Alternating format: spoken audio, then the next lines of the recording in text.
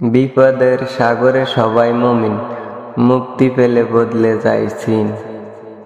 মানুষের এই স্বভাব আল্লাহ কোরআনে বলেছেন সূরা ইউনূস 22 নম্বর আয়াত। কিছু মানুষ সমুদ্রে ভ্রমণ করছিল। নৌকাটি শুরুতে শান্তভাবে চলছিল। হঠাৎ আল্লাহর ইশারায় সমুদ্র রূপ নিল ভয়ঙ্কর দানবে। বিশাল ঝড়, ঢেউ পর্বতের মতো উঁচু, নৌকা টালমাল। মানুষ মৃত্যুকে চোখের সামনে দেখতে শুরু করলো। আল্লাহ বলেন, যখন ঢেউ তাদের চারদিকে ছায়ার মতো ঢেকে ফেলল, তখন তারা একমাত্র আল্লাহকেই ডাকলো খাঁটি দোয়া করে। সূরা ইউনূস 22 নম্বর আয়াত।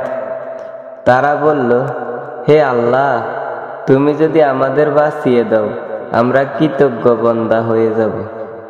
এবং তখনই আল্লাহ সমুদ্রকে শান্ত করে দিলেন।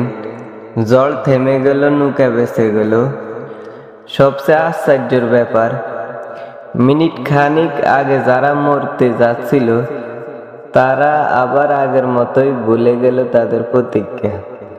আল্লাহ বলেন, যখন আমি তাদের উদ্ধার করলাম, তখন তারা আবার সীমালঙ্ঘ করতে লাগলো।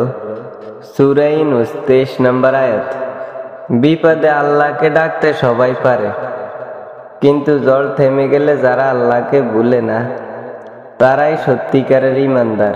তার নিয়ামতের শুকরিয়া কেমনে আদায় করি, তাই বারে বারে ওই কদমে লুটিয়ে পড়ি।